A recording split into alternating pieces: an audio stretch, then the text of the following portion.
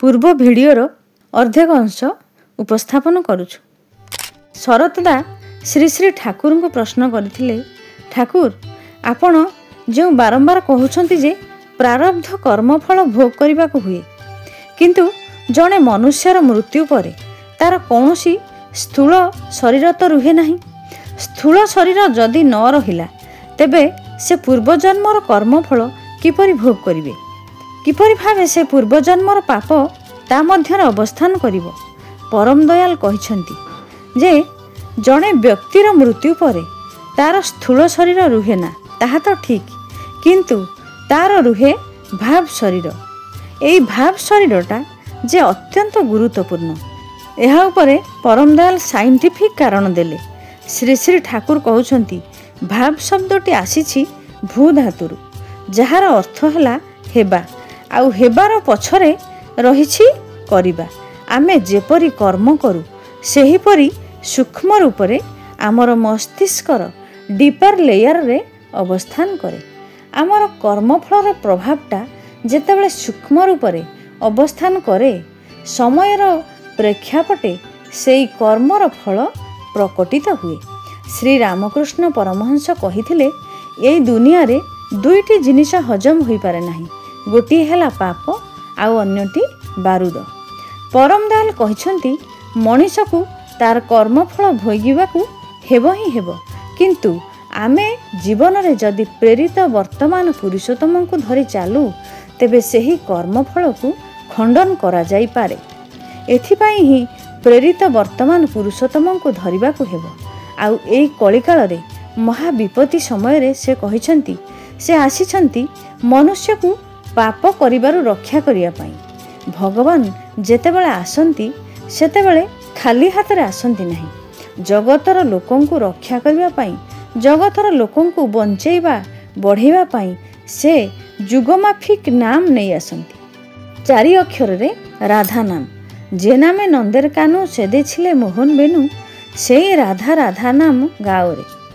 आमे माने समस्ते जानिछे भगवान श्रीकृष्ण बालक अवस्था वृंदावनवासी को रक्षा करिया पाई कनिष्ठ अंगुली रे जेतेबेले गिरी गोवर्धन धारण करथिले, सेतेबेले से अहरह राधा नाम जप करी निज भितर शक्ति संचार कराइथिले, जेउथिपाई से गिरी गोवर्धन पर्वत धारण करिवा पाई समर्थ होई पारिथिले।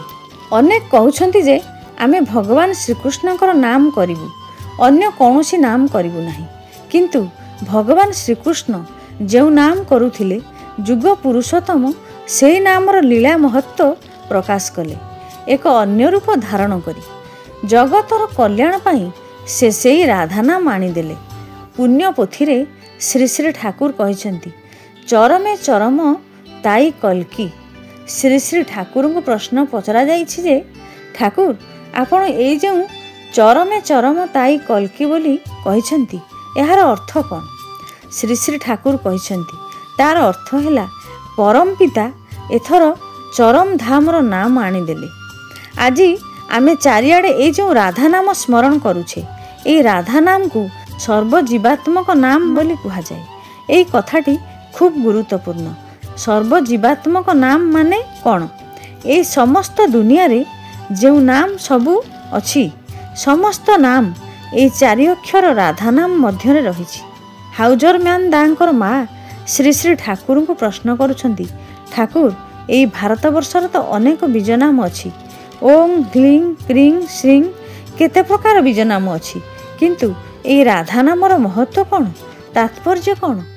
हाँ, भारत वर्षरे बहु प्रकार नाम अछि, सेटा तो ठीक, किंतु प्रेरित वर्तमान पुरुषोत्तम जेतेबेले नाम आणंती सेई नाम मध्यरे पूर्व पूर्व अवतार मानकर समस्त नाम युक्त थाए।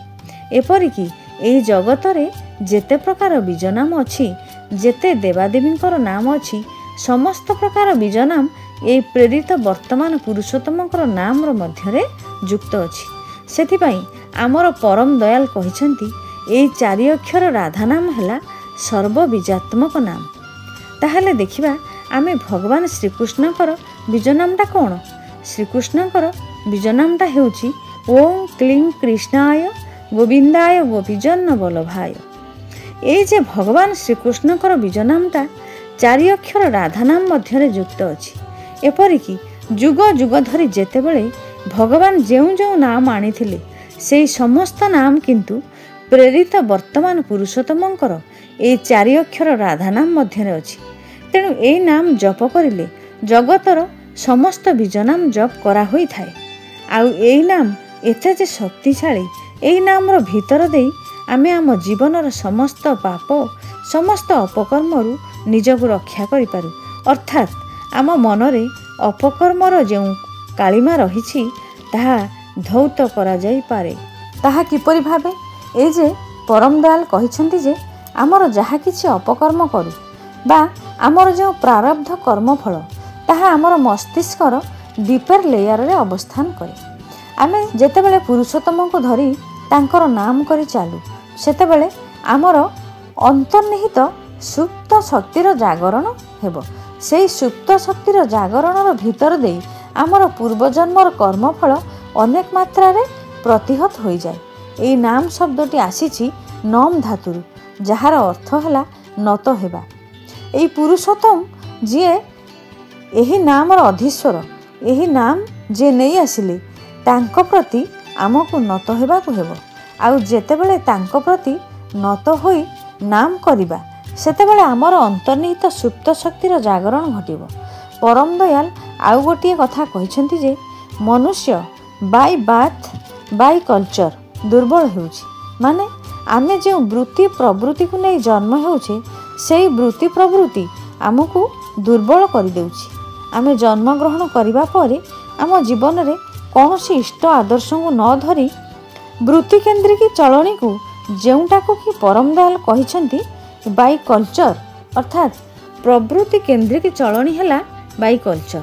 ଏହି କଲଚର ଭିତର ଦେଇ ମନୁଷ୍ୟର ସତ୍ତା ବିଧ୍ୱଂସର କବଳକୁ ଯାଏ। ମନୁଷ୍ୟର ସତ୍ତା ଯେତେବେଳେ ବିଧ୍ୱଂସ କବଳକୁ ଯାଏ ସେତେବେଳେ ମନୁଷ୍ୟ ଦୁର୍ବଳରୁ ଦୁର୍ବଳତର ହୋଇଯାଏ। ଆଉ ମନୁଷ୍ୟ ଯେତେବେଳେ ଦୁର୍ବଳ ହୋଇଯାଏ ସେତେବେଳେ ତାର ପୂର୍ବଜନ୍ମର ଅର୍ଥାତ୍ ପ୍ରାରବ୍ଧ କର୍ମଫଳ କିନ୍ତୁ ତାର ମଧ୍ୟରେ ପ୍ରକଟିତ ହୁଏ।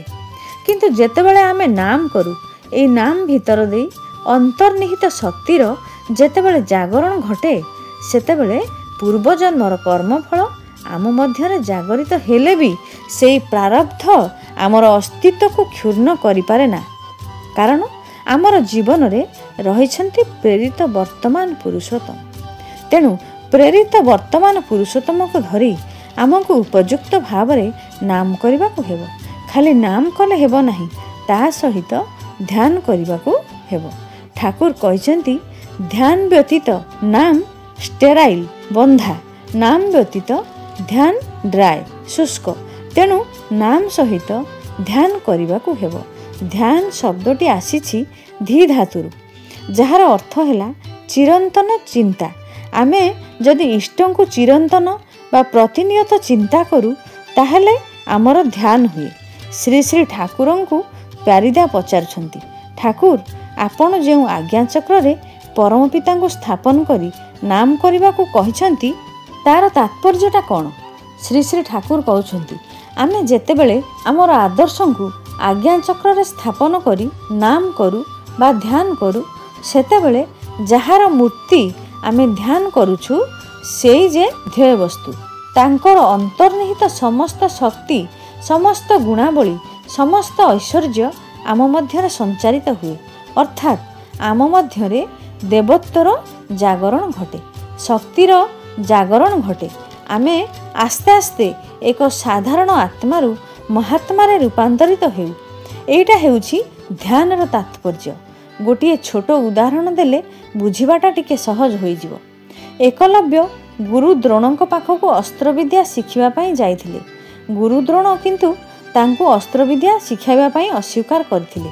କାରଣ ଗୁରୁ ଦ୍ରୋଣ ଚାହୁଁଥିଲେ ଅର୍ଜୁନକୁ ଏକମାତ୍ର ଶ୍ରେଷ୍ଠ ବୀର ଭାବେ ତିଆରି କରିବା ପାଇଁ।